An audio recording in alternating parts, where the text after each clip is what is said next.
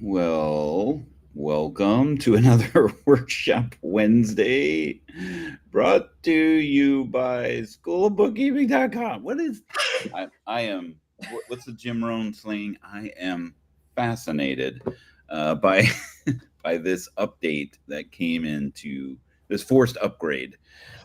So this is one of those things about cloud services, Shawn, that when there is an update and it's forced on you and you're not ready for it, like me, uh, it causes some fascinations. What did you describe it as? They Dan problems then. I'm sorry, what? Sorry, go ahead. I just was going to say, if it's giving Dan problems, then it must really be an issue.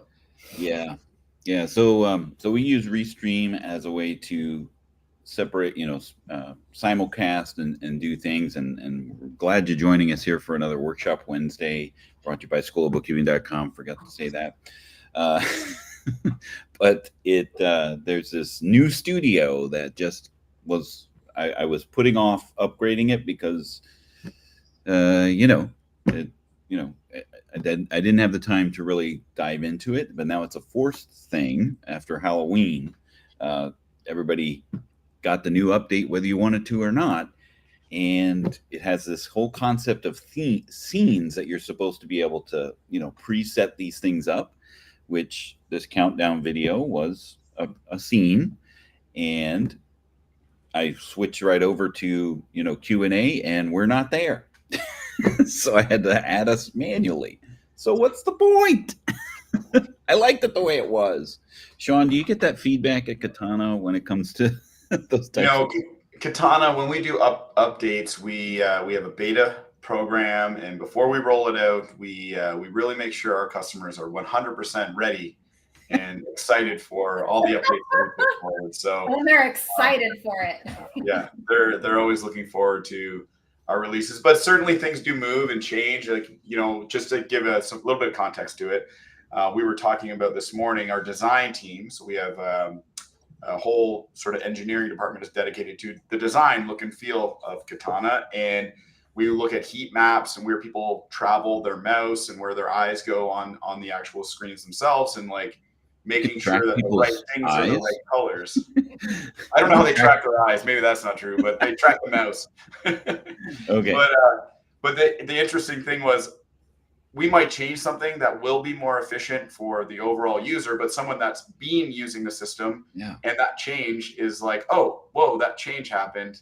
Now something is here and it was over there, or now it's black and it was red, and that can be confusing. Yeah, my 18 years at Intuit, that's something that bubbled up to the surface. So when Intuit would change something, inevitably, as soon as the change happens, we hear from the people who were happy the way things were.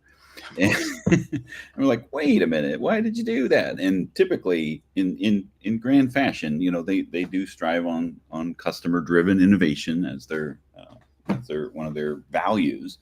And they would take that feedback into account, and oftentimes it would turn into a preference or a choice, right? So you could have it the old way or have it the new way. But typically, and what we're seeing with, a lot of the changes that are happening in QuickBooks Online, some of that is not, there's a future that they're striving for. Like when we talked about, Rachel, the new invoice experience in QuickBooks Online, everybody's got to get on that before QuickBooks adds more features and fixes. And we'll talk about that next week when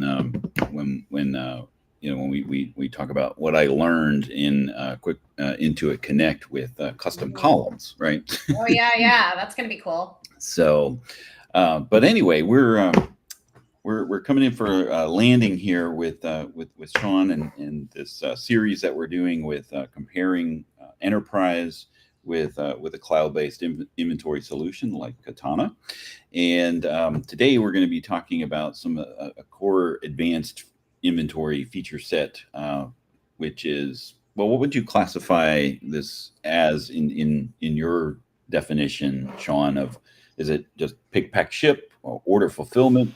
What would you classify it as with regards to this process that we're going to unpack here today? Yeah, I think like high level, we would call it like warehouse management. Okay. And so, because there's not only the idea of picking and shipping, but it's also receiving. And so the idea of bringing inventory in and relieving it or moving it are all sort of part of that same umbrella. And we would utilize the same tool to accomplish those different tasks. Got it. All right. So, so Rachel, what is your take on warehouse management from an accountant's perspective? Is that something that you found that you get, roll up your sleeves, get into the weeds with them? I always have. I've always worked in accounting operations with consumer packaged goods. I mean, sorry, I haven't always done that, but every time I've ever worked in a company where we're selling consumer packaged goods, I've always gotten involved in the warehouse operations from an accounting perspective. Because I was just explaining this to a potential client the other day, where we're probably going to get started on IMS, is that the financials end up unfolding the way you need them when you're doing these operations correctly, right? And so when let's say you're using something like Katana and you have all your orders coming in from Shopify, when you're utilizing the functions in Shopify, receiving the order, sending it to QuickBooks, making purchases, sending them to QuickBooks, and you're doing all of the things, you're also recording all of your transactions the way that you need them. So, obviously when you get to month end, you may have to do some more things, but and obviously you're wrapping up and reconciling everything the way that you need to, but operationally you're doing a lot of the things that need to be done while you're doing those operations in the warehouse, if you're doing them properly. So it all becomes streamlined. So you're not duplicating all this work. Yeah. And definitely with, something where you discover like, oh, we're doing all that on spreadsheets. Yeah.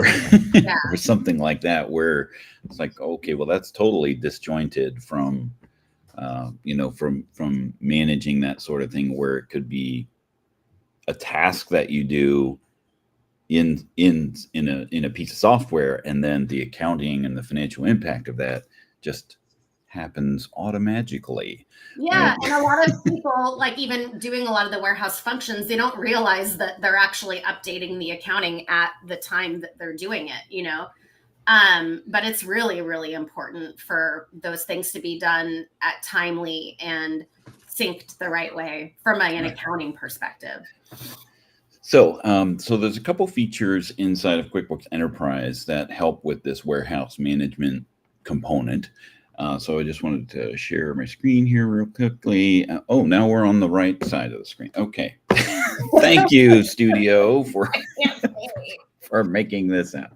So inside of the advanced inventory settings, which we've gone in here several times in our series with Shawn, they have two tabs here at the top that really flow into this whole warehouse management workflow.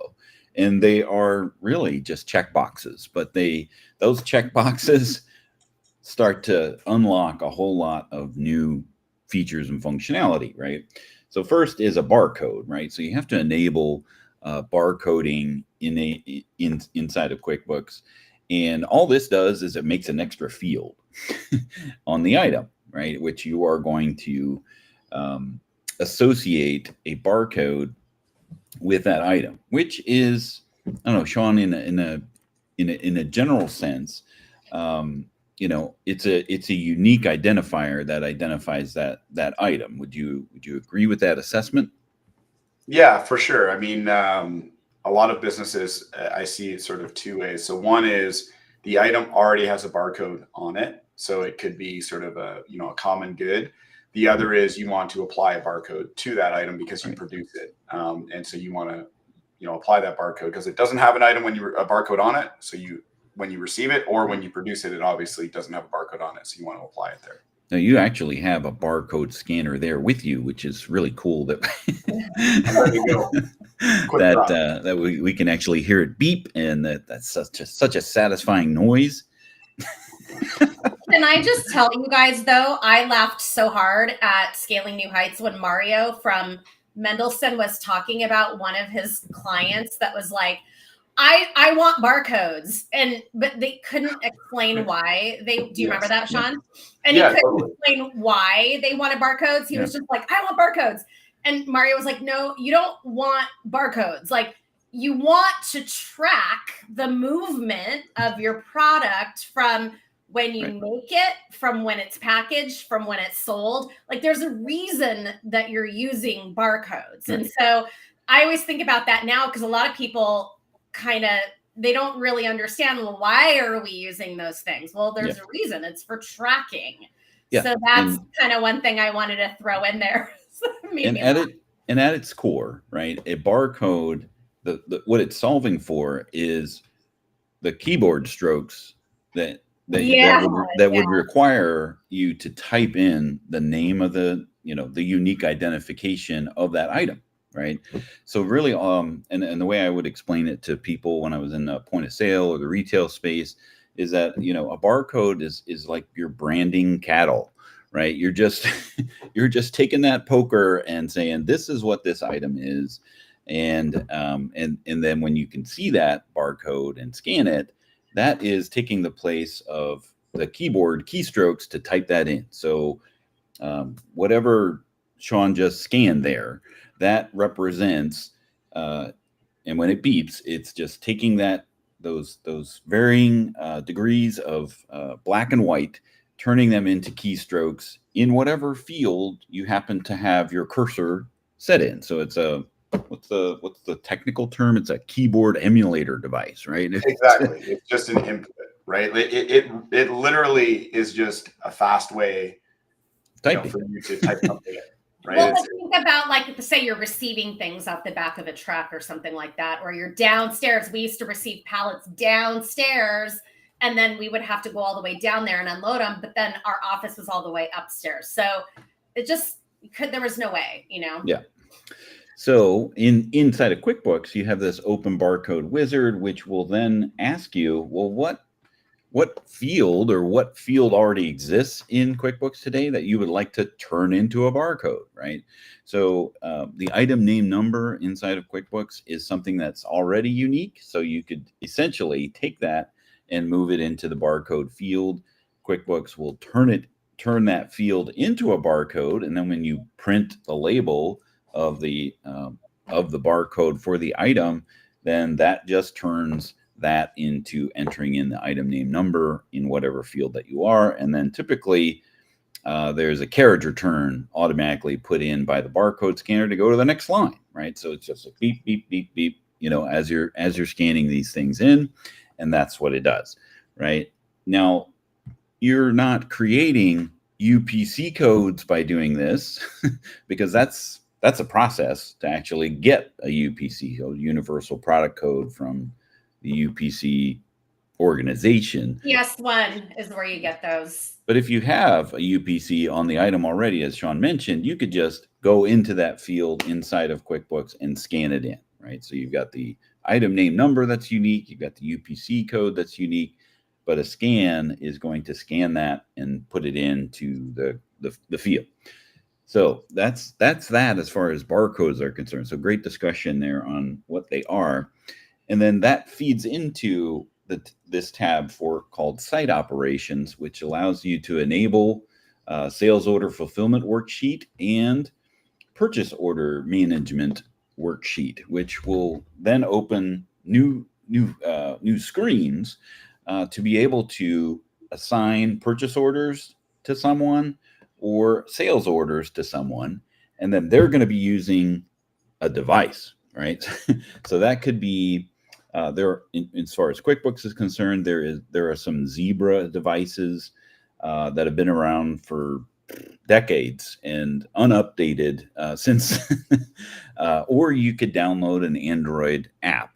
Sorry, iPhone users, there is no iPhone app for warehouse management inside of QuickBooks. It's all those green people, those green text bubbles. They got the go ahead because Android devices are cheaper, and it makes it a lot easier, right? But if you're using the device, especially an Android device like a tablet or a mobile device, you cannot use the phone or you cannot use the camera, I should say, to actually scan that. You still need some kind of Bluetooth barcode reader to read that device and turn it into something. Right? Oh yeah, I remember when we were talking about this in the POS. Like, yeah, okay. Now, Katana is working. Are they working on an app that uses the camera, or do you need to use a device like that, a barcode scanner still with Katana, Shawn? You can use whatever you want. So you can use the camera on the phone, and you can open up the application on any device that has connection to the internet. So it does not need to be a Zebra. It can literally be anything that has an interface and connection to the internet, and it'll run, like, as long as it can run a browser, essentially. Yeah. And then as far as the device that is scanning the barcode, like I said, it can be the camera, or it can be, any sort of device that can read the print format of the barcode itself, which is, very common. I think the font is something 8 is the most common one. I can't remember, U8, I think, or D8. And so that's super common, and most, I literally took this out of the box and it immediately worked with Katana. Right. So there was nothing I had to do. It's great when it works. Yeah. And that was always the challenge, right? So like when it comes to barcoding and barcode scanning, the warehouse management app that you're actually sending sales orders or purchase orders to is not a barcode scanner like for entering in transactions, right? So there's two components to this whole barcode thing. One is, picking, packing, shipping, fulfillment, receiving, those types of things, and that's the warehouse management side of things. But then the barcode itself can be utilized to speed up the entry of data, assuming you have something to scan and a place to put it inside of either QuickBooks or something like Katana. So what happens when you enable those fulfillment worksheets is the screens change, right? So this is the sales order fulfillment worksheet when that is turned on. When you have, I gotta remember which options here. So let's know. So is the end user supposed to do this? Like every transaction, they're in a screen like this? No, this would be someone who is telling the guys at the warehouse, this is what you have to work on today. Okay. So let's see here. I'm looking. I know there is something. I've seen it. This is just a sample company. It's impartial. No, where is all items? They must have done an update as well. Yeah, they must have done an upgrade just before I decided to. Oh, we know that's not true. Come on, Enterprise hasn't been updated in years. Exactly. What'll happen? Imagine, if you will. We want to be conscious of time here. Sales orders, as they're created in here, show up in here, and then what you would do is assign them to pickers, and that's a step that's in between this process with regards to setting them up. You're going to be setting up warehouse pickers that will allow you to assign the sales orders or purchase orders to them, and then that will show up on their device, so that when there is whether they go around the warehouse, pick things and put their disposition of those items into their device, which then communicates the internet back to this sales fulfillment worksheet, so that the person who's inside of QuickBooks can then take it to the next level of, okay, it's ready for shipment. We're going to print a shipping label. We're going to then invoice the customer and go on with that. So Cool. the interesting note here is that the warehouse pickers do not count as users in your enterprise license, right? So if you have 10 people inside of your enterprise and 20 people out in the warehouse, you don't need to purchase a 30 user license of QuickBooks, because those warehouse pickers, their sole purpose is just to use that device to be able to do to do the things at the warehouse, and then that communicates back to QuickBooks. They do need to be users set up with access rights inside of QuickBooks, but they don't take your user seats that you might purchase inside of QuickBooks. Does Katana work in that same manner, where the people there, or you don't even have a user limit, or do you?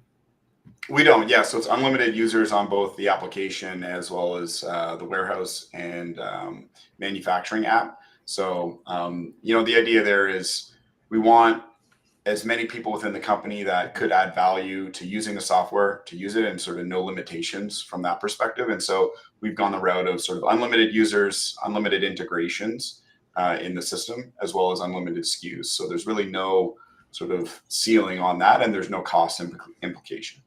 Got it. And the other task that people can do as far as warehouse users is not just picking, packing, and shipping, sending out stuff that needs to be invoiced, or receiving it and telling them, okay, this is how many we were ordered, this is how many we received, there were some that were damaged, those types of things. So the receiving and coming and going, they can also be assigned a cycle count. So they can then take that same device, go around and count their what they actually have on hand to help with those physical inventory counts as well. So those three main features are that inside of QuickBooks.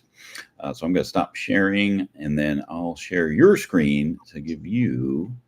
Where'd you go? Where did your I'm right here. I'm ready to go. And did I stop sharing? Maybe I. No. Yeah, I think it stopped sharing.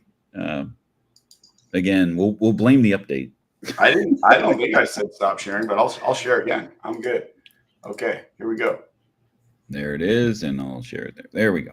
All right. So now am I looking? No, I'm looking the wrong way. There it is. I can't see you guys. Can you guys see me? Yeah. Yep. Okay, cool. All right. So maybe we'll start similar to how Dan did over on the settings area here. As exciting as settings are, but I think it's a little bit easier to set up. So you can go and turn on your barcodes, supplier internal barcodes, and then register barcodes. And then we do have this warehouse application. And then, Shawn, this is if they've purchased this add-on. Yes. That's right. So it doesn't come with the regular. Is an additional add-on. That's correct. Okay. So you would turn on the pick and pack orders as well as receiving orders. And that would then enable you to utilize the barcode scanning and the app to go in and receive those orders. And so first I'll actually just walk through the item itself, just to kind of show you similar to what Dan had done. So if we look at, for example, this organic electrolytes, I consume this product at home. It keeps me hydrated and also has collagen in it, so it keeps my hair and nails healthy. I knew you were taking collagen. I could tell. Thank you. So you can see here we've got a registered barcode and an internal barcode. And so if I just, for example here, if I wanted to add in this registered barcode, I'm actually just scanning this number here, and that adds that in. So now anytime I go and scan something, that's why I can add any product into my system that already has a barcode. I would just go. Oh my gosh, how awesome. So like if they already, it's just their UPC code that they've already have slapped on there, and it's just, you can just use that. Nobody has to generate anything new. That is the barcode you're using. Yeah, exactly. If it already has a barcode on it, there's no reason to. Then it gets confusing. I mean, have you ever seen that where you have like a product that has like 2 or 3 barcodes on it? Yes. It's insane. I actually worked at a manufacturing plant, and we used to have to apply new barcodes when we received it in, because we only were able to scan our internal barcode system. And so, it's like, which one do you scan and all those kind of things. So yeah, we avoid that by just using the barcode that's already on the product. Okay. So now that we have the item, we can see where that registered barcode is being generated. If you do want to have an internal barcode, you can assign it one as well. And then we can go and look at sort of the sales order. So I put in this sales order here, sales order 34. Okay. And so we can see on sales order 34, I have some Alpha Brain and some Organica electrolyte on there. And I've got a quantity of 5 for the Alpha Brain and 10 for the electrolyte. And so in Katana, what I would do is I would just go and say, I'm ready to go and pack all. So when I pack all, that means that it moves to a ready for packing status. So now if I'm over in my WMS tool, so this again can run on any device. So whether it's a mobile device of some sort, the PC itself, because you've got maybe a laptop that you're walking around with, or some sort of tablet, it'll operate just fine. And so I can go into the pick and pack, and it's going to have all the orders that I can go and pick here. Okay, so they're ready to be picked. You can see it is prioritized based on how my sales orders are prioritized. So if I go back to the sales order screen here, just quickly, I have this as my highest priority job. So that is listed as the highest priority job for me to begin picking. So very easily, I can go and click into this, and I can hit start task. You'll also notice it does identify the bin location. So as I'm traveling through the warehouse, I don't have a bin location assigned to Organica electrolytes, but the Alpha Brain has a bin assigned to it, and it will actually organize your pick list based on alphabetical order. And so the idea here is you're going to logically organize your warehouse so that your employees aren't zigzagging through the entire warehouse and wasting a lot of time. They're going to automatically run an efficient path through the warehouse to grab the items. Just like you would maybe if you're going through the grocery store. You're not going to go grab the bread, then the milk, then the eggs, or whatever the case may be. You're going to go in a logical path, so you're not, walking over your footsteps multiple times. Terrible circumstance. I mean, you brought some PTSD of, because, my lifestyle of, we're always going to new grocery stores, and they're never laid out the same way. You've got the outer rim, which, is pretty consistent, but is it on the right side of the store? Is it on the left side of the store? Where's the bread as opposed to the dairy? Right? Oh, and then of course there is the correct way to go through a Costco, and anybody that doesn't go through the right way is totally wrong. Yeah. And so, yeah, there is an efficient way to do things like that. And I totally agree. This makes me want to go reorganize a warehouse.